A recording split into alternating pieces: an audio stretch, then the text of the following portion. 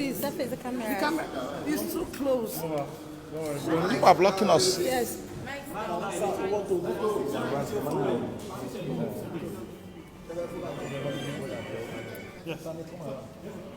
Please ask questions. Can't you So just for the benefit. Okay, let's move first. So for the benefit of Nigerians, could you tell us exactly what happened in court today? Briefly, sir. If you don't want me to talk, I go. What do you mean by the longer waiting application, those two applications. I don't have to care to rider. If you want to go, you go. Sorry, Leonel Silk. Our apologies, Leonel Silk. I don't have to speak. Our apologies. You all were in court. Our apologies. I don't have to speak. Our apologies, please. Finally, those two long awaited applications have finally had their day before. Sorry? The two applications, those two pending applications, have finally had their day. Tell us how it's like. No, not the two applications, one. And that is the one that is jurisdictional, which is saying that all the 15 counts in the charge are bad, and bad. Like I described it before the court, they are as dead as dodo. All that the court requires is to give them a decent burial. Because there is nothing whatsoever in the counts at all. You are accusing Nnamdi Kanu of making some broadcast. You didn't say where this broadcast was made. Was it made in the spirit world? Was it made in the air? Was it made under the ground? You didn't state. That was to run away from the first count they had fired, which we attacked when they had mentioned the United Kingdom. So they thought that by not mentioning a place, they had gotten away from it. But as a matter of fact, they had worsened their case because the Federal High Court Act says specifically, Section 34, that you must state the very location, specific location where an offense has been committed. Yes. That is one. They couldn't state any. They say made brokers, and that the brokers were in furtherance of some treasonable acts. For you to charge a person with furthering treason, you must have to charge the person with treason. Nnamdi Kanu is not charged with treason here. We call it the predicate offense. Sure. It is from this predicate offense that the acts of furthering will emanate. So they are building castles on empty air. There's nothing to support it. You are saying that the broadcast he made led to protests, violent protests in the east and in Lagos, affecting Lagos' transportation system. Does this court have jurisdiction territorially over Lagos and matters that happen near Uli, near Ihiala, in Anambra State? No. Does this court have jurisdiction over matters if there was an offense committed, for example, say in UK? Does this court have jurisdiction over matters that happen in UK? Answer, no. Because this court cannot exercise jurisdiction on matters within a sovereign land, another country that has sovereignty under international law. Another major point is that you are trying this man, saying for committing, for belonging to a proscribed organization. And I must now say this, contrary to what the prosecution said last time. Nnamdi Kanu has never denied being a member of IPOB. He says, I am not a member of proscribed IPOB. I want all of you to know the difference. And when IPOB was proscribed through the court process, Nnamdi Kanu challenged it. The matter is at the Court of Appeal currently. Yeah. Nobody knows the judgment of the Court of Appeal. If the Court of Appeal finally says that this proscription was wrong, as we are contending, let's say by that time you had already tried Nnamdi and jailed him, how will you bring him back? So you are trying him under a law that is inchoate, that is being challenged, whose efficacy and longevity is being tested and has not been finished. So we call it lite pendens, or the doctrine of sub judice. So you cannot. So Nnamdi Kanu, in his extrajudicial statement, said he founded IPOB in 2012 in London, and that is the head. He has never denied being the founder, head, and member of IPOB, but he denies being a member of proscribed IPOB. This point must be made clear. We have also challenged the entire law itself, the Terrorism Prevention Act as amended of 2011 as amended in 2013. Now, it is not a law within the exclusive legislative list of the National Assembly that it ought to have made. It has no competence to make it under the Constitution. We have also challenged that. There are other grounds, very strong grounds, where we are challenging that.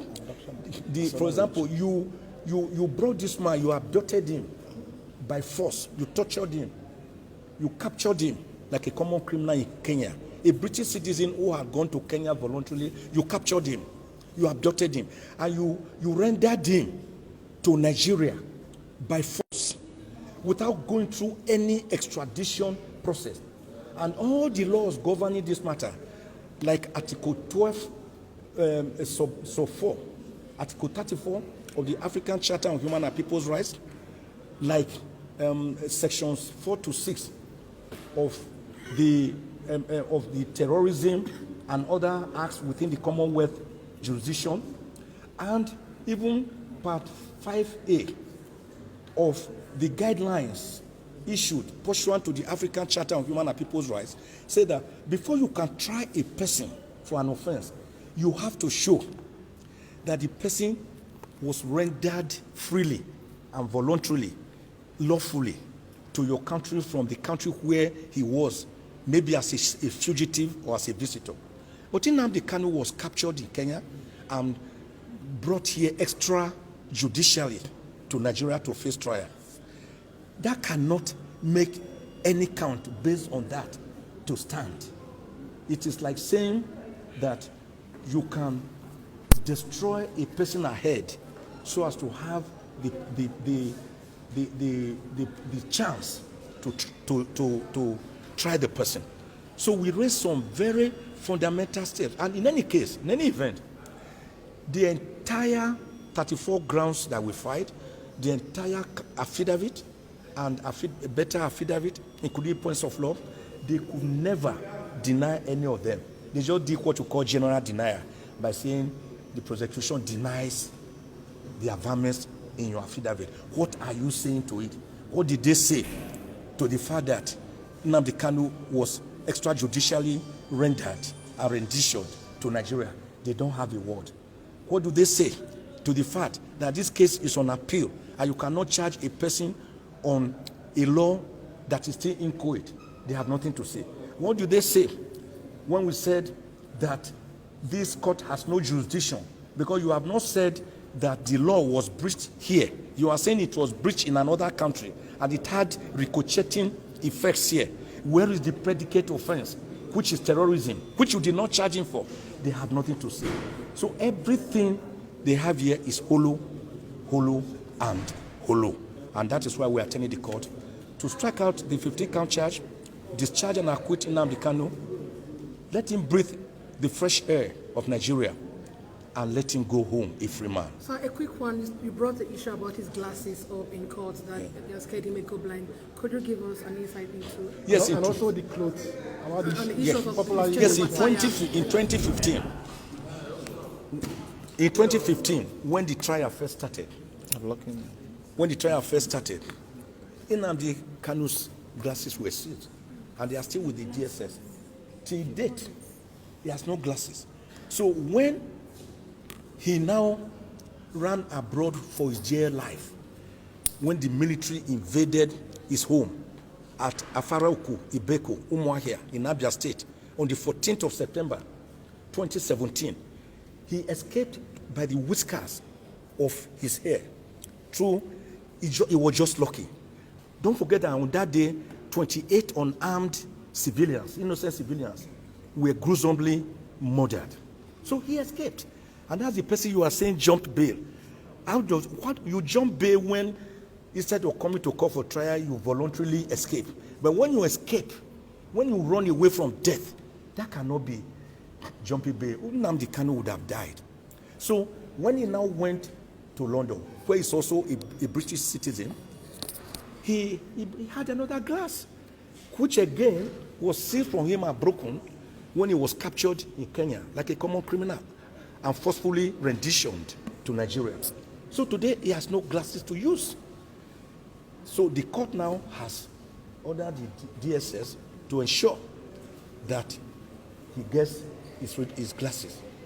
Then on the issue of clothes, if I'm here, Ejiofor, and the younger brother of Nnamdi Kanu and others have taken clothes to him 3 times, and they will refuse to take the clothes.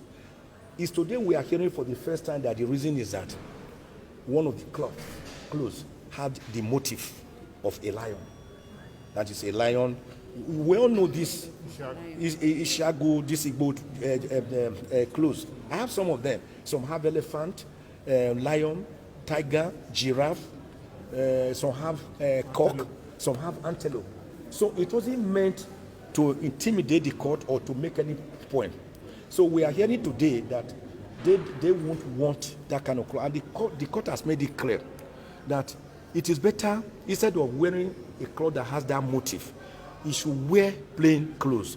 The design of which is still left to him, it should be plain. It could be black, red, white, green, yellow, sky blue. It doesn't matter. And we also agree to that effect. That from now onwards, the cloth we give to him will be plain clothes. We didn't know that was the headache of the DSS. According to what the director said, he said it goes against their procedure. And Nnamdi Kanu, like the obedient young man he is, he nodded and told the court that I agree. I will do as you have said. So it wasn't really an issue at all. But I think, to me, that was a red herring to escape from the fact that they have continuously breached the orders of this court to allow him to have his clothes. So now I've directed Ifeanyi Ejiofor to provide other clothes for him that do not have the motif of a lion or a tiger. So it could be another designer wear if he has another one, because he has been using one cloth since June last year. That is not good for any human being at all. The repetitiveness alone is itself a problem when you continue to wear the same cloth. It is not good for his psyche, it's not good for his psychology, it's not good for his mental health, it's not good for his physical health, it's not good for his psychological health, it's not good for his spiritual health. And today, I believe that the Director, Legal Service of DSS, who was in court, will carry out the instructions of my Lord when we bring a different set of clothes to him. Thank So I want to just say this finally, that we had a wonderful day, and that the finger of God in Exodus 8:19 is on this matter. I want to emphasize Lamentations 3:37. Who is it that speaketh, and it cometh to pass, if God has not commanded it? I want to again put forward Genesis 18:15, which is replicated in Jeremiah 32:27. Behold, I am the God of all flesh. Is there anything too hard for me? We have handed over this case to God, and God, that same God who parted the Red Sea for the Israelites to pass through and close it against Pharaoh and his Egyptian terrorists, is still alive, healthy, and well on the throne. Thank you. Ozekhomen.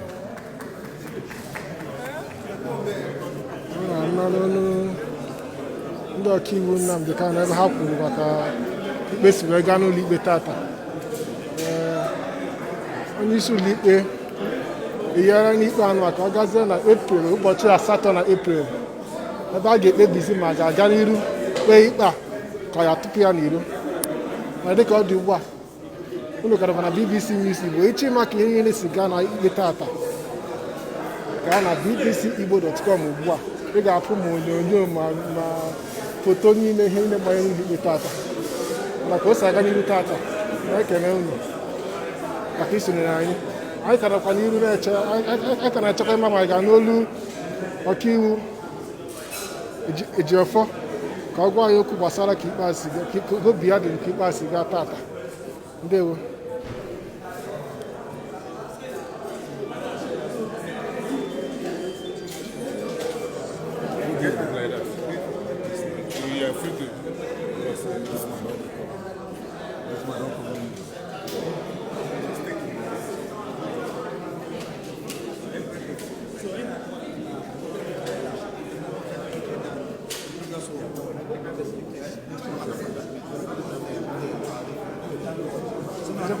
Today's court hearing is perfectly okay, and they compare the previous one, and they are heading forward, they're moving forward for the greater. So where the minutes? Okay, we just ndị man address again na page, and address because what I can pass it down, COVID began everything. Oh, wonderful! It went well, and application challenging the charge, competence of the charge, and jurisdiction of the court was taken today, adjourned to 8th of April for judgment. Of course, in that application, we raised fundamental issue the court actually requested to look into, taking some time to look into it, because we raised a number of issues, challenging even the laws they relied upon on the framing the 15-count charge. So it's coming up for ruling on 8th of April, and we believe that day will be the end of the case. Thank you so much. What's your expectation on that 8th of April? We're coming here on 8th for victory, and nothing less than that. 8th of April 8th just for victory. There's no charge before the court. No, of course, he's delighted and in firm spirit. Thank you. Thank you so much. Ọkaiwu Ejiofọ ka ọ gwara anyị na arụdị Nnamdi Kanu na ha na-enwe olileanya na ikpe a ga-agwụ n'Epril, ụbọchị 8 n'Epril. Dịka ọ dị Igbo, anyị ka na-enwetakwara n'aka nọ ka m si kwuo na mbụ, ị gaa na bbcigbo.com ị ga-afụ ihe niile mere n'ụlọikpe tata na onyonyo ma foto ma akụkọ niile akọ n'ụlọikpe ma ihe niile ọkaiwu ndị Naịjirịa kwuru na ihe niile ọkaiwu ndị Nnamdi Kanu kwuru na Nnamdi Kanu na onwe ya ka arụsiri edekwana ya nụ. Unu ga-afụ ihe niile ya na bbcigbo.com. gaa na ebe a kịta ka nweta akụkọ a n'uju.